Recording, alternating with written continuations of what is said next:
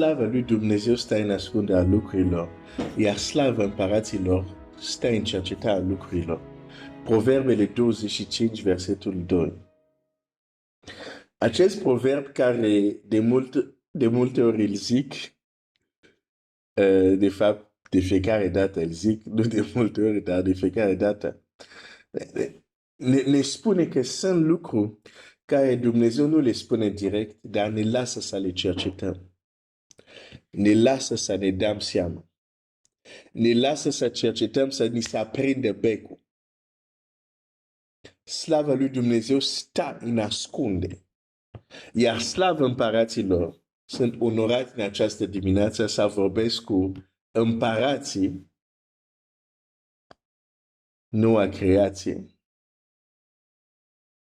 Dumnezeu să binecuvinteze.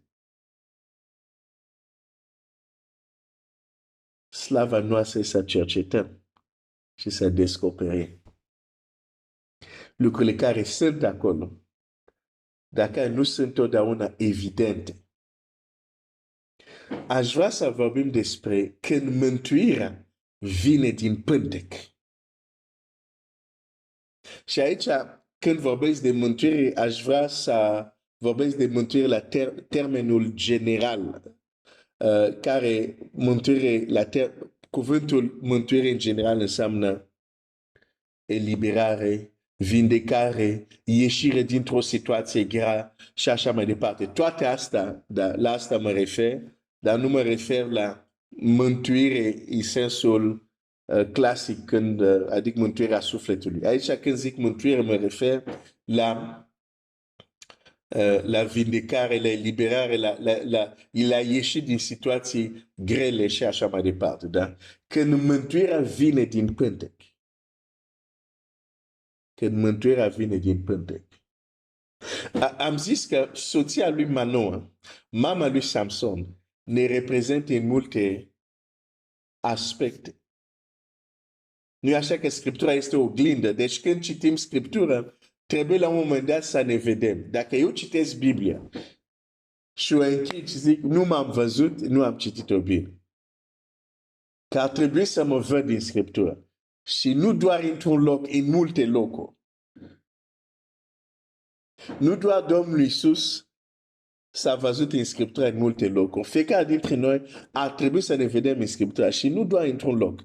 În mai multe locuri, în mai multe configurații sau situații. Unele mai bune, unele mai puțin bune.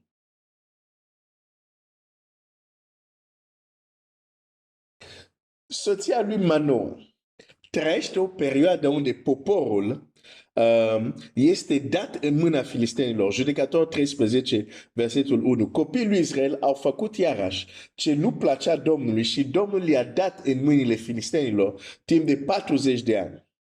Deci sunt sub asuprire, sunt sub dominare inamicului. A fost de multe ori m-am gândit, ziceam, dar uite, trăiesc o perioadă unde când mă uit în jur, văd că răul domină. Și uneori este descurajator. Dar fii atent. Nu ar trebui să fie descurajator. Ar trebui să fie și o încurajare. De ce? Pentru că tocmai în astfel de vremuri, Dumnezeu ridică eroi. Când poporul Israel s-a dus prima dată în Egipt și li s-a dat țara Gosen, această localitate unde s-au bucurat de mâncau, făceau tot ce vreau să facă în perioada respectivă, nu s-a născut Moise. Dar Biblia zice a venit un moment unde a venit la putere un alt faraon care nu-l cunoștea pe Iosif și a zis hai să fim înțelepți vis-a-vis de acest fiu al lui Israel. Și l-au pus în sclavie. Atunci s-a născut Moise. Când Domnul Iisus s-a născut, Israel nu era în vârful puterii ei ca și împărație. Era sub stăpânire de romani. Atunci s-a născut Domnul Iisus. Deci perioadele unde poporul lui Dumnezeu nu neapărat domină, poate să fie descurajator, dar poate să fie și încurajator, pentru că în acele perioade Dumnezeu ridică trimite anumiți oameni. Și tu ești unul din ei. Dacă te-ai născut din Dumnezeu, nu scapi la această responsabilitate să fii lumina lumii și sarea pământului. Deci ești unul din ei. Uite-te în oglindă și în această dimineață și tu zici, sunt unul din ei, sunt unul din ei.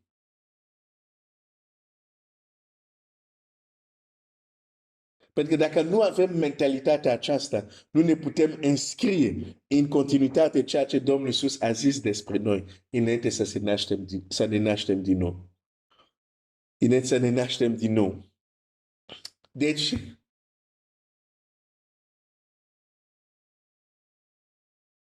personal sunt convins, în zilele astea din urmă, unde ne întindem către sfârșit,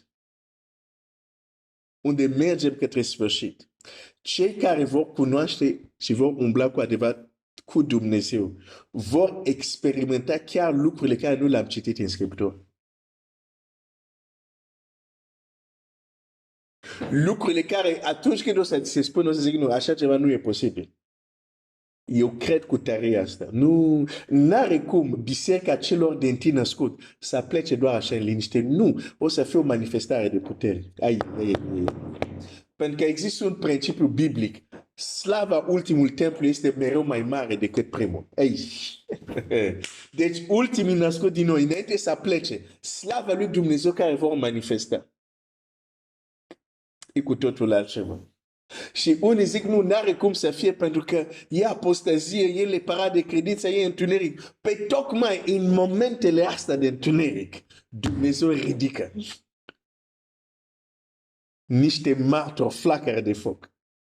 Când anume Ilie, prorocul de foc, s-a ridicat în Israel, nu când totul era liniștit și frumos, când poporul a întors spate și se închina la Baal și Astarte.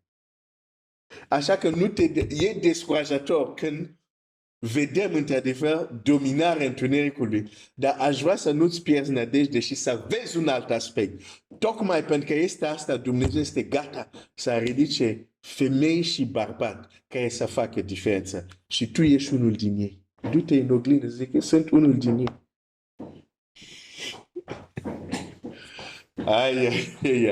Cineva nu vrea să se ducă. Du-te și spune, ești unul din ei.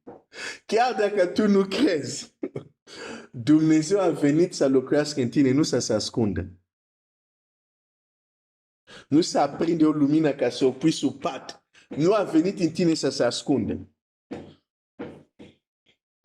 A venit în tine pentru că are o lucrare de făcut în tine și prin tine. Așa că du-te și spune, sunt unul din ei, sunt una din ei.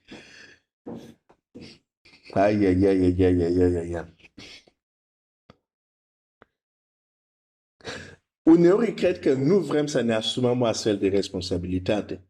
Pentru că automat înțelegem, dacă te duci în oglindă și spui, sunt unul din ei sau una din ei, automat îți dai seama, ok, dar dacă e așa, trebuie să fac niște update-uri în viața mea. Trebuie să fac niște schimbări. Trebuie să punem anumite lucruri în ordine.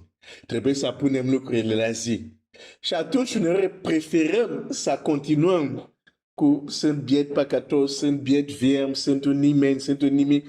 Că așa nu ai responsabilitate, dar nimic nu te provoacă să schimbi ceva. Pentru că nu ai o chemare mare. Când doar te gândești la acest aspect, că sunt un nimeni, sunt un nimic. Dar când deja te uiți în oglindă, zic, sunt printre ei. Sunt unul din ei. Prin care, în timpul ăsta de dominare, Dumnezeu va lumina. Când tu accepti acest adevăr, automat, îți dai seama, ok, dar aici trebuie să schimbăm, aici trebuie să punem la zi, aici trebuie să punem ordine, ca Dumnezeu să lucreze aceste lucruri.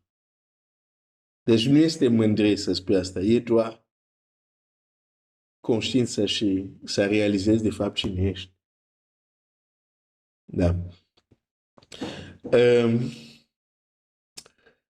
când mântuire vine din pântec.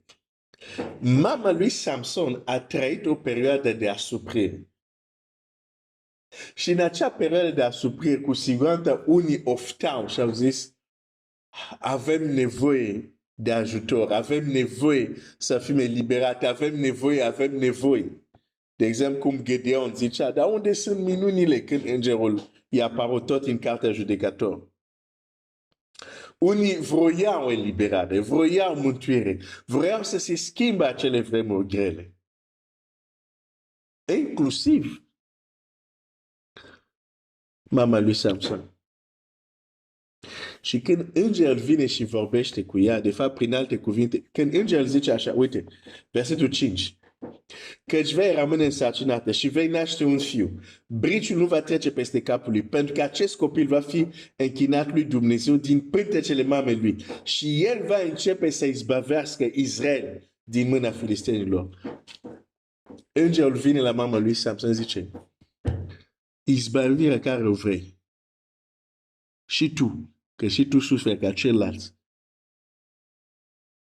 va veni din pântecul tău.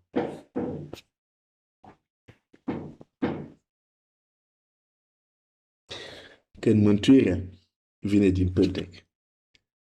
Aș vrea să ne gândim la asta în această săptămână. Acum a fost doar introducere. Roagă-te pentru mine, Dumnezeu, să-mi da cuvânt. Și să mă pot exprima într-un mod care să pot să fiu înțeles și să-ți fie de ajutor. Dumnezeu să te binecuvinteze.